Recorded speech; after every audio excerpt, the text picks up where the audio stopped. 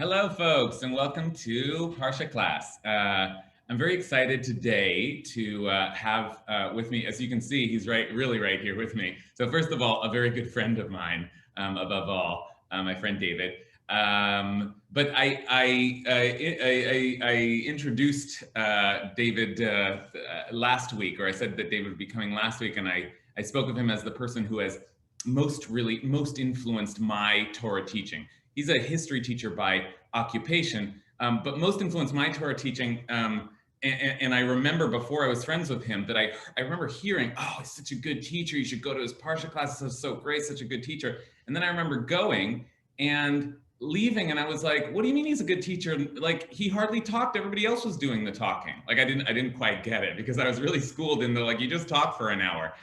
You got a little taste of that schooling actually last week, if you were here with me last week, my other guest teacher. But I don't want to say too much more about that, his style, so as not to force him to teach in any particular way today. Just one more thing, which is that the other thing I noticed in that first time that I saw David teach was the topic. It was, if I recall, it was sheep. He taught an entire class on sheep. And I was like, what is this? This is not, what is, you teach a whole class on sheep? So from David, I also learned how to teach on anything, that everything could be interesting. And as I'm thinking of that, I'm thinking that Murakami, a novelist that David and I both like, wrote an entire book on sheep once. So with that in mind, I give you the Haruki Murakami of Torah, my friend David Henkin. Hi everyone. Nice to meet you all. David was nice enough to invite me down to visit him in LA. Now that we can do such things, and in addition to being great to see him, I've been very eager to learn Torah with the people that he talks about with such pleasure and pride. So it's great to learn with you all. Okay, so we have a source sheet, and I'll share it with you shortly, but I just want a small introduction. Our discussion I've titled, we'll see where it goes, but I've titled it after the epidemic. It seems to me in the moment we're in right now, we're in a good position to talk about some features of Parshat Pinchas that we usually don't focus on. For those of you who've studied this Parsha before, there are a couple of odd things that I want to say at the outset that you probably have noticed. One is that the dramatic action of the Parsha took place before, right? That Parsha is named for the zealot Pinchas, who commits this spectacular act of violence, sexualized violence. But that actually happens last week in a Parsha that is ostensibly devoted to something else. It's sort of odd that in the framing of the Parshiot, they put it there and then start with something else. And the other thing that's, I think, often noted about Parsha Pinchas is that it's boring, and it's supposed to be boring in part because it is full of census. So I want to think a little bit about those two things, the sort of bracketing of the violence and also the meaning of census. Census is one of those genres of biblical literature that is supposed to somehow epitomize what is unexciting about studying Torah. Genealogy might be the other one. And then, of course, violence is what we think of as being characteristic both of the excitement of a biblical narrative and the theologically problematic feature of what in Christian-dominated cultures gets thought of as Old Testament morality, Old Testament theology, and things like that. So that's sort of some background for why it might be interesting to think about the relationship between violence and census in the story of Pinchas. So if we share screen.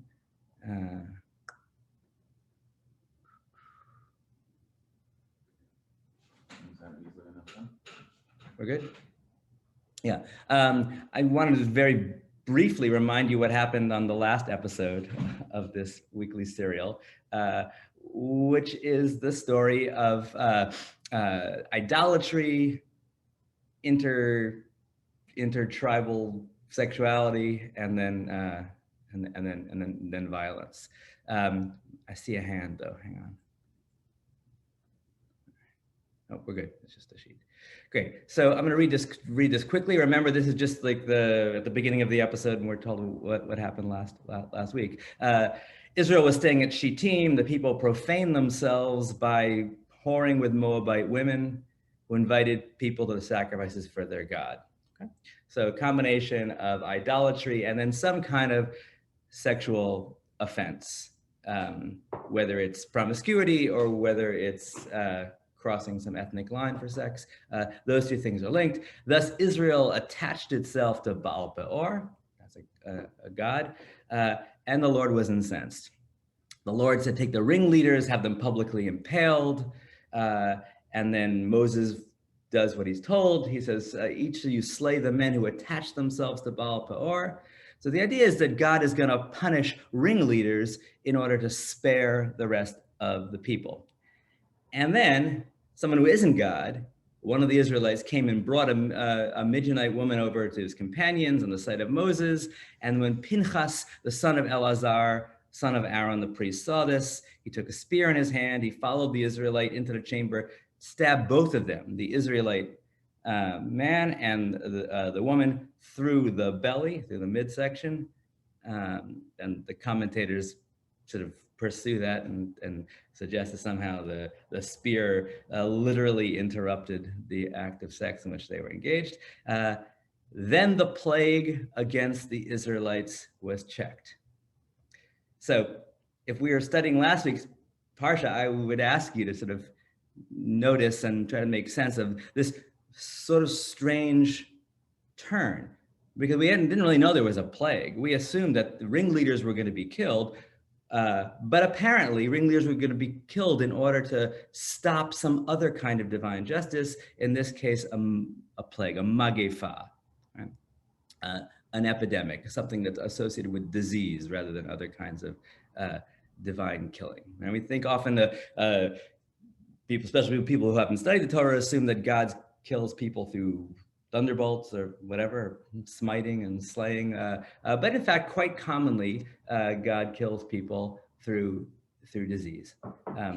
Okay, and then the final climactic verse of last week's episode is this: those who died of the plague numbered 24,000. Right, and actually, I sort of always found that a very sort of striking and chilling, right? And you're sort of expecting a story about individuals. God has already said that the point is to punish ringleaders in order to spare the masses. And then suddenly we're told, well, actually, there was a big disease going on. And we know it was serious because I'm going to give you the number. The number is 24,000. And that's how we end. Okay. So I'm going to start the Parsha now, but I wanted to invite any of you who had thoughts about this weird combination of divine punishments last week to share them, and otherwise we'll proceed. Okay, so you're welcome, by the way, to raise hands, in real life. I'll try to see on the screen, or to use the Zoom feature, or to do what Florine did, which was to wonder whether the disease is a specifically sexual one, right? Now, what would be interesting about that is then that would explain what the division of divine justice. If the disease was somehow happening as a natural consequence of the sex, then okay, then maybe that gets God off the hook in some way. So God's going to come in to stop the plague, but the plague had not been caused by God. The text doesn't say that, but right, the text doesn't suggest that the magefa, which I should say is a little bit different from a word from epidemic or disease, because it does suggest striking. It is not actually that different a word from the word makah, which is the other word we use for plague. Or the third word would be nega, which also, all three of those words suggest an action, action that one person does to another. Okay, let me just. Yeah, so the text doesn't say it's an STD, but the text, I think, what's cool about Florian's observation is that the text doesn't actually say that God, which it usually does, that God sent a plague or God plagued. Okay, any other thoughts about that weird combination of, well, there's God saying he's going to kill the ringleaders, there's Pinchas actually killing the ringleaders, and then we're told that, oh yeah, 24,000 people died of magefa, a disease, a plague, an epidemic. Okay, let's start our story then.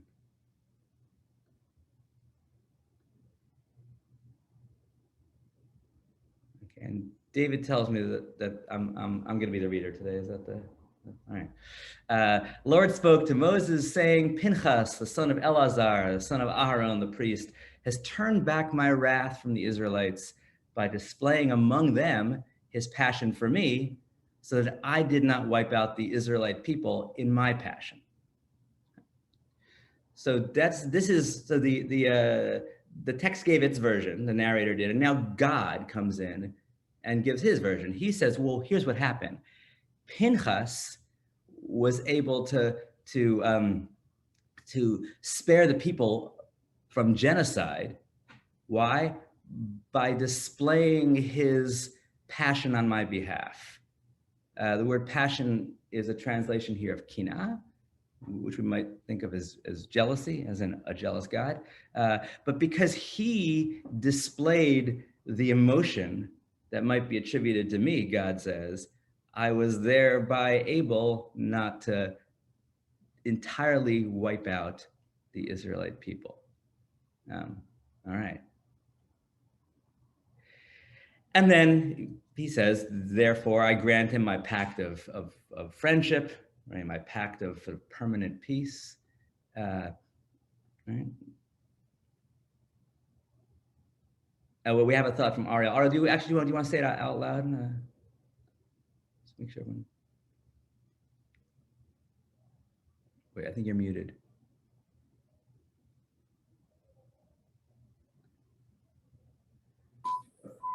I think I'm now unmuted. Okay, oh, sorry, I'm sort of near some construction. That's why I didn't. Right. But yeah, sorry, if you want me to read it for you, I no, I can say it really quickly. The numbers in the census that come are often quite specific. You know, they're counting someone down to a head. 24,000 doesn't seem like a specific number. I mean, the odds that it's 24,000 and not 24,072, you know, seem quite low. But the odds are, it doesn't seem like an arbitrary number either. I mean, there's 12 tribes of Israel. You know, it seems that there's some significance to that number, or there's 12 months in a year, or something's going on with that number that to me doesn't suggest they counted them, but it's this kind of, they're signaling some kind of big mass. Okay. And also there's a question of, is it divided equally? Because if they're about to go through all these tribes and all this kind of stuff, and they don't divide that up. Okay, great. So I think those 2 points go very well together. Ariel's read ahead and knows that we're about to have a census that's going to be striking for its specificity. So it's weird that the Parsha before ends with this round number. The fact that it's a round number that seems like a significant number, right? Whether or not 24 suggests equal division among 12 tribes. That's a cool idea. I want to hold that out there. But one way or another, 24,000 seems like an approximation, precisely because it is a round number. And if I said 100,000 people died in that war, you would assume that I'm, invoking the convenience of what we might call a round figure. Ariel's right, 24,000, in a culture or a timekeeping system or a political unit that cares about the number 12 is as round as a decimal number. Great. So what I would say just is that until we get to the specific numbers, let's go with Ariel's reading, which is the only reference we have to the scope of the epidemic and the scope of the plague is an approximation. That's all we need. We want to know roughly how devastating this plague was. Big round number, 24,000. Okay, so I'm going to defer Wendy's question about the census. But good to keep in mind, the plague we would have assumed would have struck men and women. Censuses elsewhere, we already know in the Bible, censuses often are censuses of men, sometimes even censuses of adult men, right? We always have to ask, why are you taking a census? Who you counting, or who counts? And so far, we know in general, adult men count. Women don't count, children don't count. Teenagers don't count often, right? And that's whether we're talking about the army or whether we're talking about temple service. A census is not only an inclusive gesture, it is an exclusive one. So I think when Wendy is reminding us that's how censuses usually work, let's see how this census that we're about to get is going to work.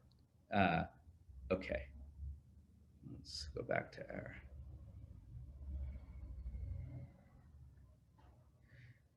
Okay, so oh, I see some more hands now. Sorry. Leah Matsui is raising her hand from a country you like very much. Is Leah Matsui in New Zealand or France or Japan? Oh, there we go. I guess now. Okay, Leah, please. You're still muted. Yes. Yeah, I'm in Japan, and I'm reminded of the last scene of Hamlet where the stage is littered with bodies. We have specific people, characters who have died in this vivid way, and then we have a general pile of 24,000 people who have died. It's a real good way to start a new section, end a section, then start a new section. I have a question about Pinchas displays his passion for me. Does that mean so that I won't have to be enraged, Pinchas is doing it for me? Or does it mean Pinchas is displaying his deep love and devotion for me by anticipating what I wanted to do and doing it for me? And the stakes of it for you, that second question, Leah, is it out of love for Pinchas or because he's taking care of what I wanted to take care of? Is that? Perhaps God is saying Pinchas is so passionate about me that this is the way he's showing his devotion for me. But then why would that then preclude the wiping out of Israel? Like, why would that persuade? I haven't gotten that far yet. I'm curious about the language, his passion for me. Yeah. His passion for me is I think, interesting and plausible translator's decision, because it could be my passion, right? And there was, but let me put to everyone one way to think about Leah's question. Then this, of course, is the part of the Parsha that we usually do talk about, and I do want to sort of move a little bit from it. But there are one way to read it is that God is grateful to Pinchas for having done what God wanted him to do. Great. And the other possibility is God is moved by the piety, or even the sort of and the I think as Leah put it, the passion for God, so that it's not like, oh good, this is done, but like, whoa, I'm so moved by this display of human passion for God that now I am going to forgive the people, or something like that. So that would be a very different reading of it. And I would suggest that one thing that may determine for each of us how we read it is whether we think the point of God's speech is to explain why he isn't going to kill the people, or is the point of the speech to explain why he isn't going to kill Pinchas, right? In other words, is it an acquittal speech for Pinchas, or is it a forgiveness speech to the Israelites? And I think generally people, I would guess, read it as the latter, but interestingly, a lot of the rabbis read it as the former, as like, you know, a priest is not allowed to kill, Pinchas is killed, how can we possibly, excuse this? How can we allow him to still be a priest? And here's the answer: special extenuating circumstances. But I do like Leah's observation that the translator is really putting lots of emphasis on the feeling that God attributes to Pinchas for God, right? That's nice. Florine, you had a hand also.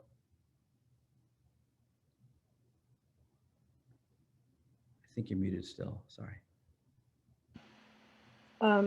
It was from before. Oh, sorry. It seems to me that the plague was a symbolic plague for sleeping out of wedlock with someone you weren't supposed to be sleeping with, and perhaps many of them were adulterous liaisons. That made it even worse in terms of Jewish concepts of what God will do to you if you commit adultery. And so I don't think that 24,000 is really a death. It's a soul death. It's a spiritual death. Spiritual death for whom? For the people who were committing sexual acts with the Moabite women. Okay. I don't see it. I don't see it as the kind of plague that we talk about on the secular level. I see because it you don't think they actually died? Maybe they did, but I don't think so. I think it was more a soul death or injury to the soul. But I do have trouble with the interpretation you just gave, that God acknowledged and sort of admired Pinchas, because I don't believe, this Pasrsha has always plagued me, because I don't believe I have the right to kill for God.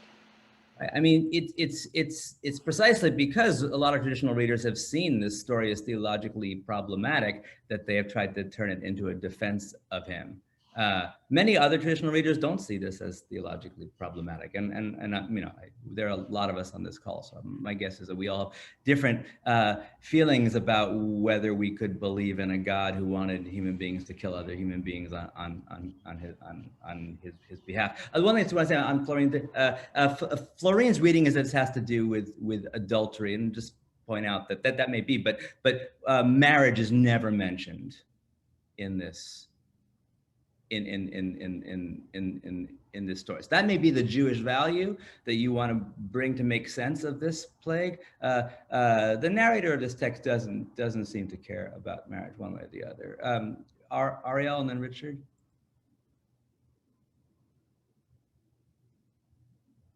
You're muted, Ariel. Sorry, it's tough to unmute.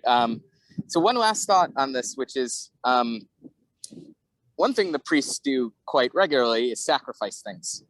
And we've had in just the last couple of parshas, Balaam sacrifices before going to Balak. There was the snake on the whatever the thing to and the previous health concerns. And in the census, if I recall, there's a bunch of things about that you have to sacrifice in this many days, in this many ways, and the scapegoat and all this, which is, he doesn't kill them, he impales them, which is quite a public, it's almost like I could see the Christians being like, it's a prefiguration of crucifixion in a way. So my question is, what's the difference between him killing them and could we just say that he sacrificed them? Has he done effectively as a priest human sacrifice?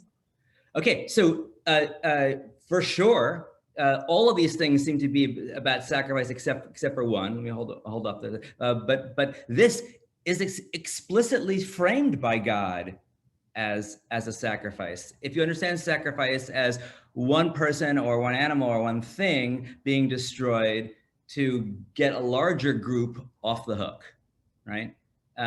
So that's what God says he's going to do with the ringleaders. And that is one interpretation of what God thinks Pinchas has done. Because Pinchas has accomplished for me the killing of ringleaders, now I don't even have to kill ringleaders. So all of that fits perfectly, Ariel's right, within the framework and the language of sacrifice. But what about the 24,000? Isn't that the opposite? Isn't like mass countable killings of people the thing that sacrifice is supposed to obviate? That's what sacrifices are supposed to like make unnecessary. You can have one highly performative, dramatic crucifixion or impaling of someone in public space. Great, so that we don't have to sort of count all the dead bodies. I want to go back to Leah's first observation about Hamlet, which is there are two ways to think of the dramatic death of central characters. One is as in lieu of, or more interesting than, or some than mass death, and that's kind of the sacrifice model. The other is to say that the dramatic deaths of a few known characters is supposed to represent or convey the demographic carnage of big numbers, right? So in the recent current pandemic, if a news story gives you or the New York Times will show you, the biography of one of the many victims, the point is not that the tragedy is one person. The point is that this one humanized, personalized, dramatized story is supposed to somehow trigger kind of humanitarian sympathy that maybe the numbers won't trigger, but they're supposed to stand for the masses. So is the killing of one Simeonite tribal leader having sex with a Midianite woman, is that supposed to sort of to be representative of the masses of Israelite deaths that we are then told took place? Or is it supposed to be offered in lieu of it? Or is it supposed to actually prevent it, which is the model of sacrifice?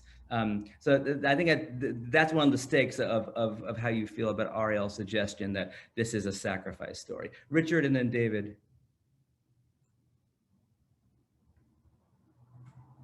Richard, you're muted.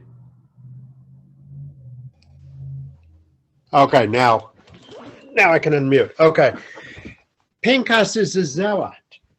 Okay. Pinchas is so in love with the Lord and with Judaism and with the covenant that he does an extrajudicial execution on these two people.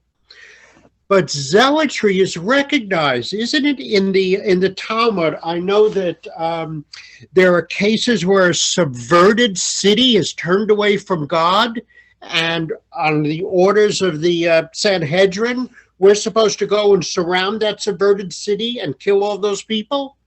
That's zealotry. That is where you lose your sense of right and wrong because you are so dedicated to God that you act rashly, let's say, and kill somebody, but it's because they are violating God's covenant. And I know that among other zealots was Mattathias, Maccabee, and maybe Moses when he killed the slave master. Yeah, so it's 100% right that there, in many places in the Jewish tradition, celebration of zealotry. I would distinguish zealotry from other kinds of extrajudicial killing, which would maybe a little more like vigilantism. But what we're just talking about is the idea that there is a kind of justified emotional response that stands outside of the ordinary procedures for divine justice. The irony of the Talmud outlining those procedures, of course, is that, you're right, once you say the zealot is a category of mandated response to sin, then it's no longer exactly fits the model of zealotry. Then it really is, it becomes still extrajudicial, but it's not extra legal because it's been legally mandated. But right, yeah. So I mean, I don't want to get too caught up on how we feel about the either the morality or even like the Jewishness of Pinchas' story, because I really want to contrast the Pinchas story with what's about to come. But yeah, Richard's 100% right. David, you had a thought you wanted to share? Well, I'll throw my 2 cents on the pile real quick of that. To me, this has always harkened.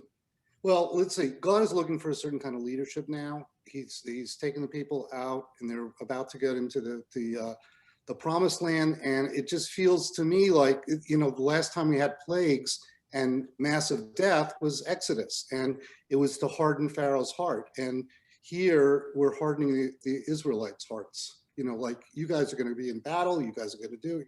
This is the kind of leadership I'm looking for. So to me, it always resonated back more to Exodus. Great. I think that's cool. I was point out that precisely because of what David's saying, which is that you could see why God would want to right now inflict another plague to achieve the objectives that David's talking about. It is a little surprising that neither the narrator nor God talk about God's sending the plague, and instead we get this other story about zealotry and sacrifice. So there are these two quite different models of how divine justice works, and the one that you might expect is what David's calling the Exodus model.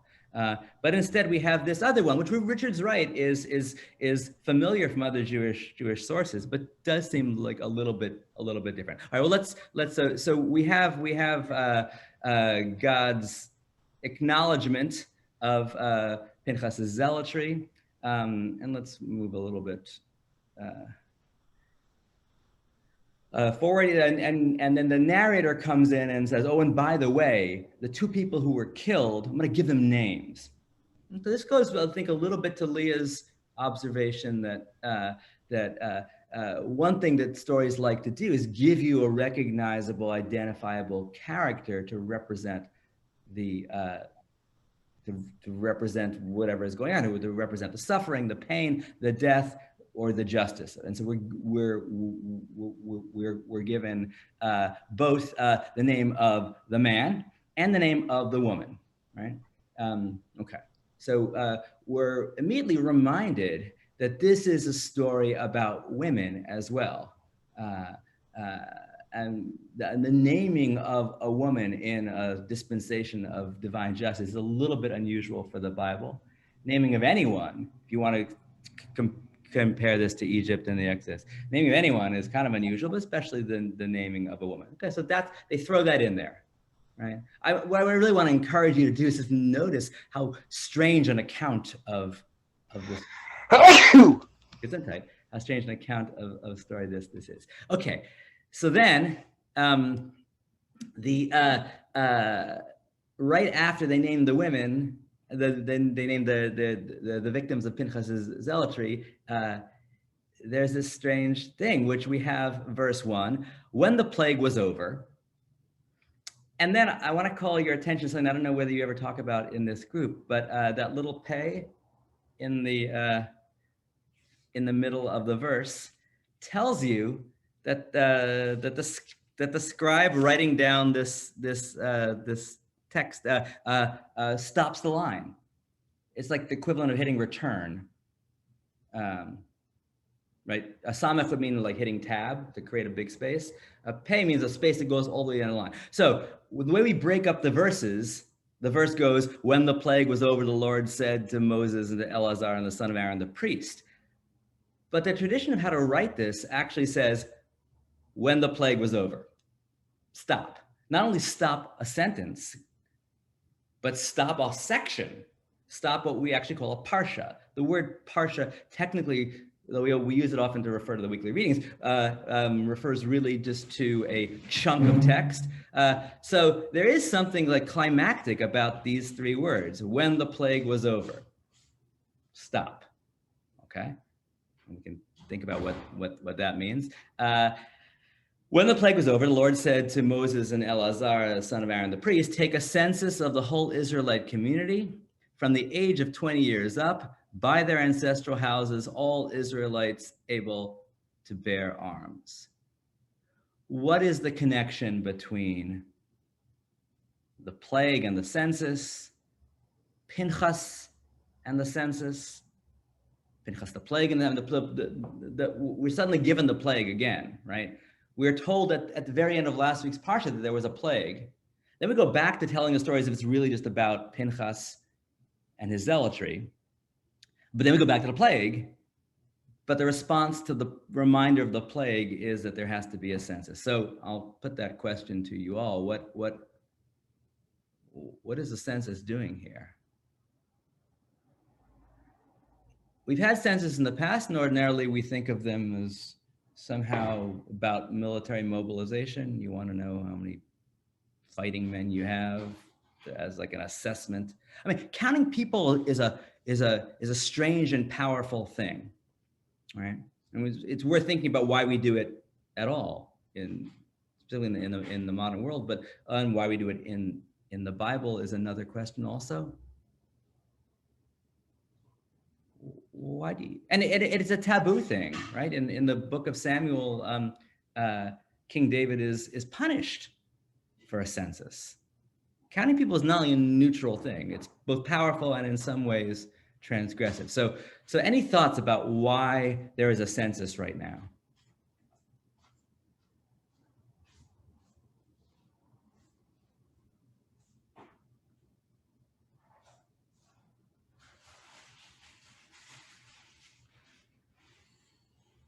Payam?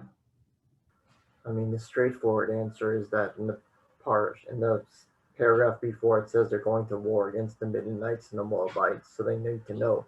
But the question is, why does it make a difference how many people they have? I mean, I always found these censuses really weird because, like, they're supposed to have this undying faith, you know, into the Lord, and the Lord's going to help them no matter what number or who the enemy is, you know, like the ones with the spies. So is he just like constantly like testing these people with these censuses? Like, none of these censuses ever really made sense to me to like. Great. So I'm gonna just make sure we're all following here. So first of all, there is a straightforward answer, which is that we've been told there's going to be a war. So if what I said before is that often censuses are about military mobilization, okay. But then the question is, isn't it in the Bible war always about a vindication of the people's relationship with God, or it's God fighting the wars, or having faith in God? Why do they really think that people need to know, or someone needs to know, or God needs to know, Moses needs to know how many soldiers are in the army for a war whose outcome is going to be determined by something else? Right? So great question. Wendy, you had a hand. Yes, so I want to take this a little bit, maybe a little bit metaphorically, because I think, as most things in the Torah, they're not just what they seem. When one takes a census, one is taking count. That everybody counts. When you take a census also, we've just gone through this episode, this horrific episode of death by violence and death by disease. Mm-hmm. And there's this violent change in reality. Now, here's a chance, and this is what I think maybe another message here is, when things happen in our lives that are so dramatically change things, to step back and take count. Where am I at? To take a census of ourselves. And maybe that this, when we're talking about this, even, you know, the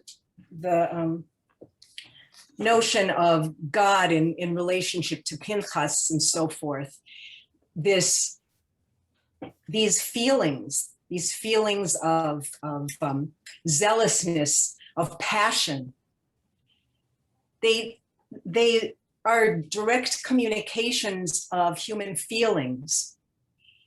And now, after having gone through this, where are we at?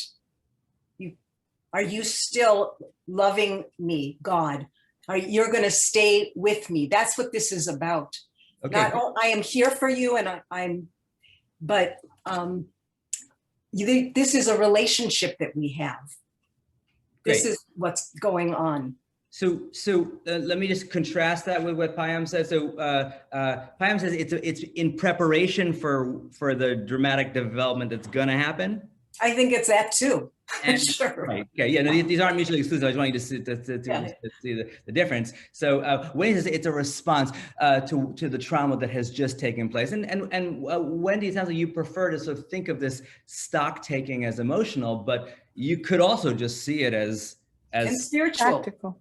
Well, but spiritual. You could see it as epidemiological. I mean, think Practical. of how much counting of people we have done in the past 2 years, counting of infections and counting of tests, and the only way to sort of to imagine that we can manage the or even track the consequences of epidemic are by counting births and counting deaths and counting and counting cases. So I mean, Wendy may be right that the trauma is not that Census is responding to a trauma, but practically I think it could also be just Census is just trying to figure out who's left. Yes, as well as everything that we do counts.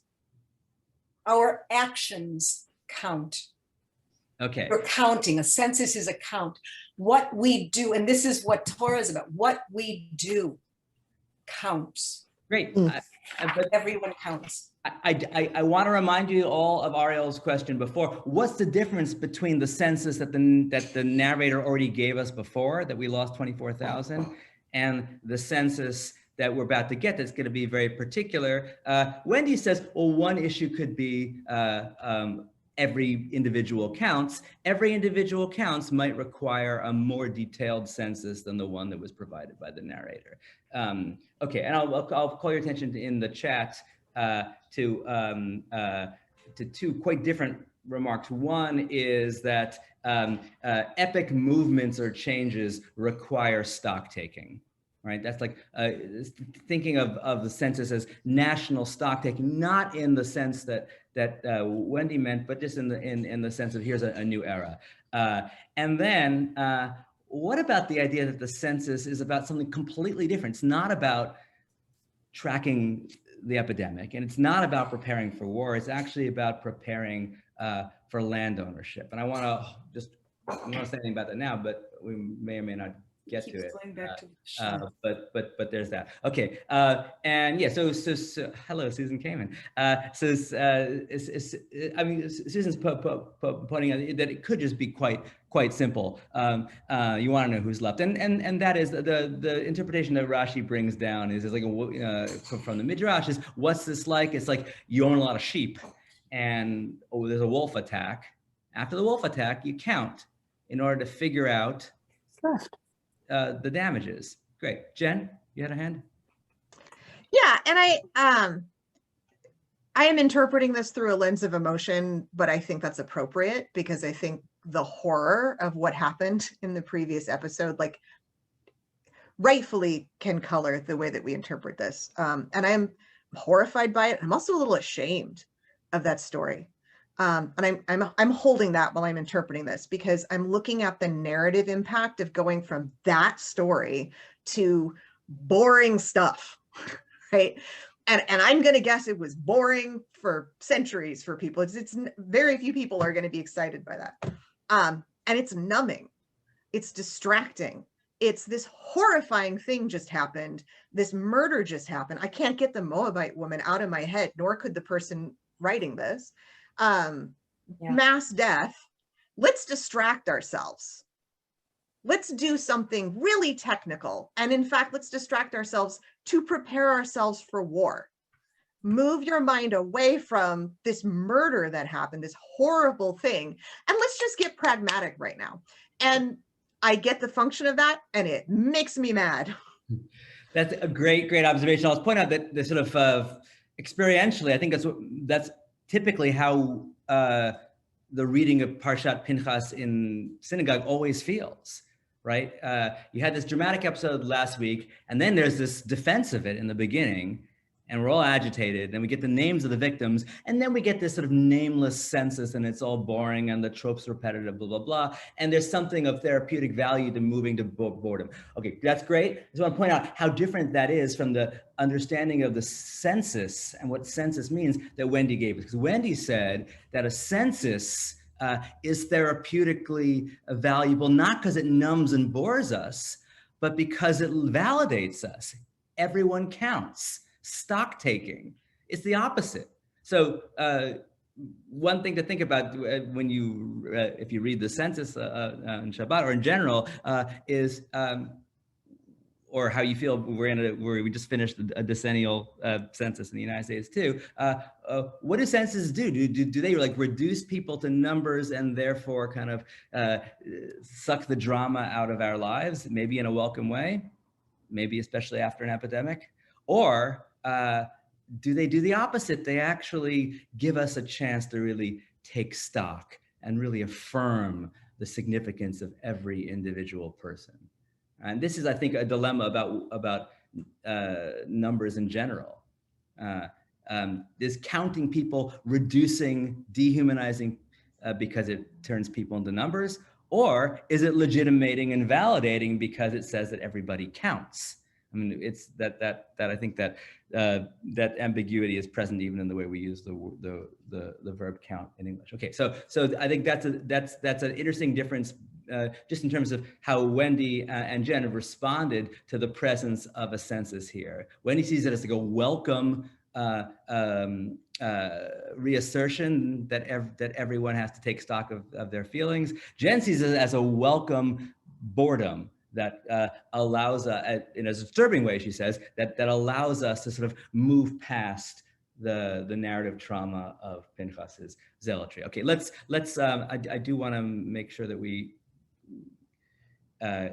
see where this goes. Okay, so one thing no one has mentioned yet is that if this is an everyone counts move, then why are we only counting adults? And why? And are we in fact only counting men? Not clear, it would seem so, but the census looks like this. I'll just read you the first tribe. Verse 5, Reuben, Israel's firstborn, descendants of Reuben, of Chanoch, the clan of the Chanochites, Palu, the clan of the Paluites, the Chetzron, the clan of the Chetzronites, right? And then the persons enrolled came to 43,730. Remind you Ariel's point. That's what the census is doing. Is actually giving us a real number, not a ballpark figure like 24,000. But notice it's also naming men, naming fathers. So I pointed out that two of the most boring, seemingly boring genres of biblical narrative are, if you can call them narrative, are the census and the genealogy. I'm pretty interested in the difference between them. A census seems to say that everyone counts, and a genealogy seems to want to say, no, we're going to draw a straight line because only certain people count. We go from Adam to Noah, and there are all these other people. We go from Noah to Abraham, or quite powerfully from Abraham to Jacob, and there are all these other people, and they get jettisoned somehow from the genealogy. But the census could count them all. But here, this is a combination of a genealogy and a census. It claims it's a census, but we're also told that it's the people are grouped in ancestral clans, or maybe a better word would be patriarchal units, right? So now we're not just talking about the fact that it's men and not women, which was, for those of you who see the census is about war, that's the big thing. But then we have, I think it was Mark pointed out, that it could also be about property and land. We have a few hands, so let me stop the share. And we have, is that Hal? Great, if you could unmute him. So, it occurs to me that, possibly this is not being written for a contemporaneous audience, that the people who read this are going to be reading it at a later date. And this is a way of legitimizing or legitimating their place in society and hierarchy, whether it's a census or genealogy. This is, you're moving into a situation where everyone is going to have a stake, and this is validating the stakeholders. Great, that's 100%. I mean, I would say that genealogy does that more powerfully than census. but that Hal may be giving us an explanation for why this census also includes a genealogy, which otherwise wouldn't seem necessary. Great. Payam, is that your hand still up? Yep. I think the census actually doesn't have anything to do with numbers. I mean, the entire Bible is a story, right? So in the past paragraph, the people moved away from God and they worshiped the false god. And then we're using the genealogy through the census to retell the story of the generations through God. So God's retelling his story, their story of how they're connected to God, because I guess in the past paragraph they forgot about it. Great. So this is sort of, in some ways, the opposite of what Hal just said. Hal said, this isn't part of the story. This is like a record keeping for later to legitimate people's claims to property or power. Payam says, no, it's actually the opposite. This is a story. It's about the event that there was a census. So one of the cool differences between those interpretations is the number doesn't matter if the point is that there was a census. The number certainly matters if the point is that we're keeping records for later use. And you can think about how that works in other demographic or even epidemiological contexts. Is the point that the fact that there was stock taking, or is the point the result of the stock taking, that we now have a record of that? Since we're running out of time, I do want to call your attention to, I swear she's not a plant, I've never met her, but Hannah Jensen's comment in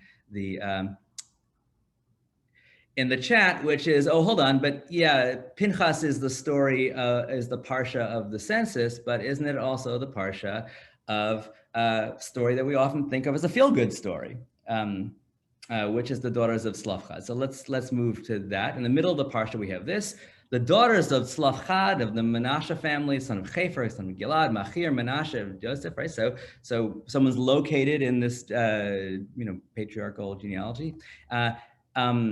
But the guy daughters, and here are their names. Right? I said before that one of the interesting things, seems like a throwaway, is that the Midianite woman is named, but it does seem to prefigure something else that's central to the Parsha, which is a question of do women count and do women get named? These 5 women are named.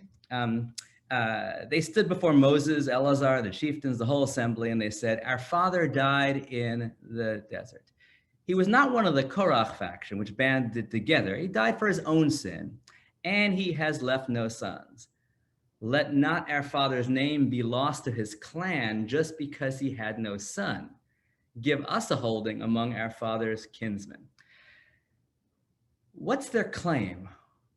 What is their grievance? What's their concern? What's their argument? How would you, if we just sort of looked at the speech that the Daughters of Slavka give? Maybe I'll leave the text back up. Sorry, that was premature.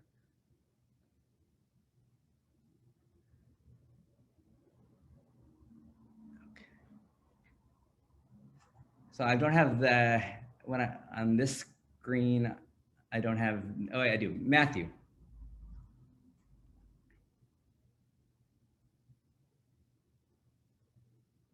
You're still muted, Matthew.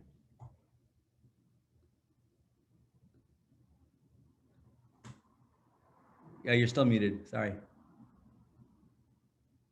Okay, you can hear me, right? Sorry about that. Yeah.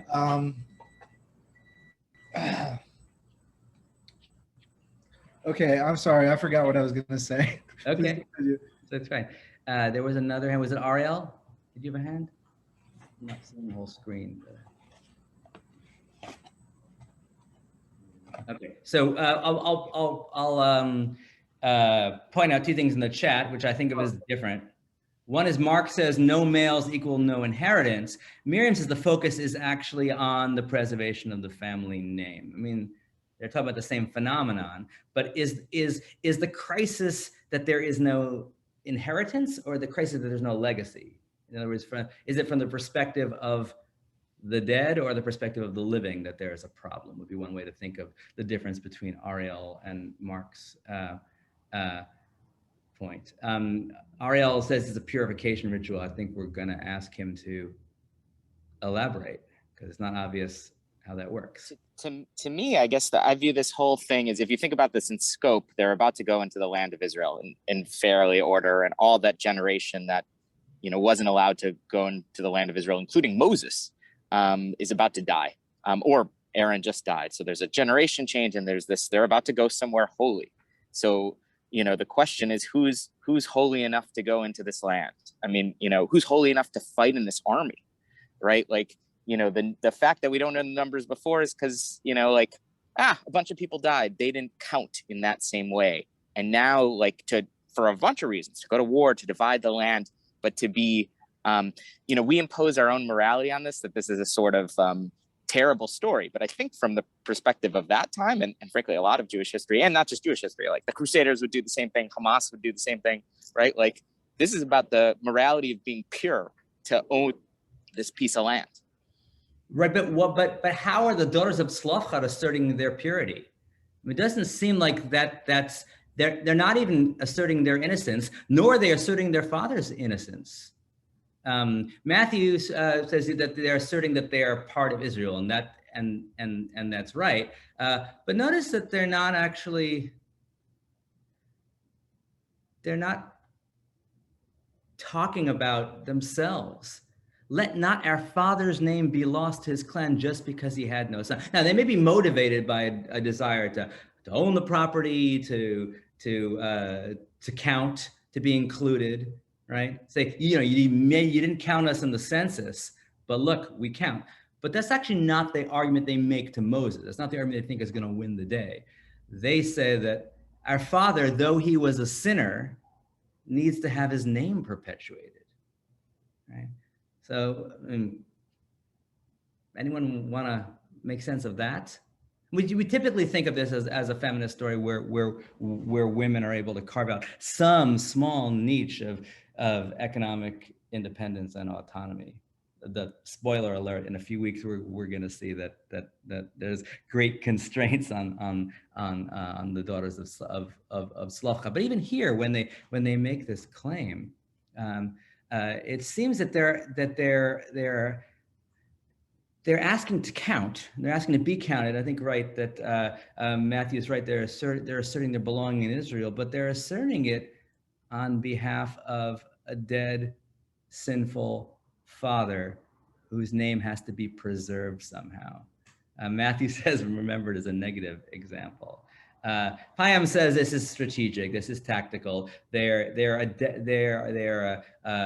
adopting and adapting male language in order to sort of sway most. Okay, I'll leave you with that question because we're at time. But if you find yourself in synagogue or wherever this week, listening to the Daughters of Slavka, I think it is worth thinking about how it might read differently if you see it as the final act in a story about a devastating plague than it might if it just seemed like a random legal crisis that took place in the desert. All right, nice to hear all your interpretations of this. Yay! Give it back. Is that great or what? Woo! All right. Thanks for being here. Thanks to my friend David for an illuminating tour of these chapters we're looking at this week. And we'll see you next week. I'll be back 12 o'clock next Thursday. Wishing everybody a good Shabbos.